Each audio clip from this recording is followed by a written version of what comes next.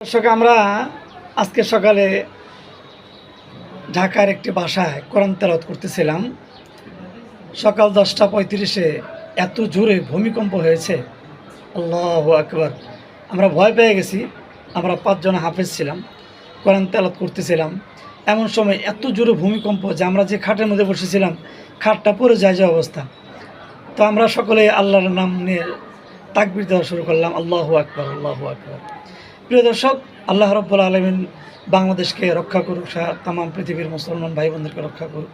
এই যে আমার আশেপাশে দেখতেছেন কত বিল্ডিং, 5 তলা 10 তলা, কত বড় বড় বিল্ডিং। আমরা এখন বর্তমানে 5 তলায় অবস্থান করছি। এই জায়গায় এত জোরে ভূমিকম্প হয়েছে যা আপনি দেখেন, দর্শক দেখেন, এই এলাকাটা ঢাকা যাত্রাবাড়ি থানার কাছাকাছি। এই এলাকাটার সমস্ত মানুষগুলো বের হয়ে গেছে, বাসার বাইরে চলে আসছে, ছাদের উপরে চলে আসছে। এই যে দেখেন আমাদের পাশে একটা বাসা, আচার শুকিয়ে দিচ্ছে ছাদের উপরে, আচার পড়ে গেছে নিচে, তেল সব পড়ে গেছে। এমন অবস্থা। তাই আমরা এর দ্বারা বুঝতে পারি যে আল্লাহ রাব্বুল আলামিন আছেন। আজকে জুমার দিন এই অবস্থা।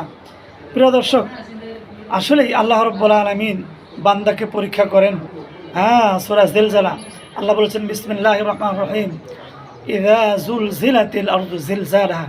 কিয়ামতের আগে একটা ঝাঁকুনি আল্লাহ রাব্বুল আলামিন দিবেন, যে ঝাঁকুনির উপরে মানুষ বুঝতে পারবে কিয়ামত খুব নিকটে চলে আসছে।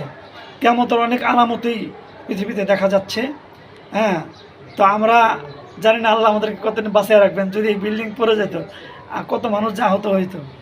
আরে জানি না কোথায় কী অবস্থা হয়েছে। তা আজকে ঢাকা শহরে আসলে যাত্রাবাড়ি এলাকার এদিকে অনেক ব্যাপকভাবে ভূমিকম্প হয়েছে। দোয়া করি আল্লাহ রাব্বুল আলামিন আমাদের সবাইকে যেন সুস্থ রাখেন, ভালো রাখেন। আমরা পাপ কাজ ছেড়ে দিয়ে ভালো কাজগুলো করার চেষ্টা করব, নামাজ পড়বো, আল্লাহর হুকুম মানব। আল্লাহর হুকুম যে কখন আসবে, কখন যে আমরা ক্ষতিগ্রস্ত হয়ে যাব, আল্লাহ আমাদের সবাইকে হেফাজত করুক। সকলেই বলে আমিন, আমিন, আমিন, সুম্মা আমিন। আমাদের এই চ্যানেল কোরআন তেলাওয়াত, কোরআন তেলাওয়াত BD3, এই চ্যানেল আপনারা ইসলামের বিভিন্ন বিষয় জানতে পারবেন। আজ পর্যন্ত মা তৌফিক ইল্লা বিল্লাহ। আসসালামু আলাইকুম ওয়া রাহমাতুল্লাহি ওয়া বারাকাতুহু।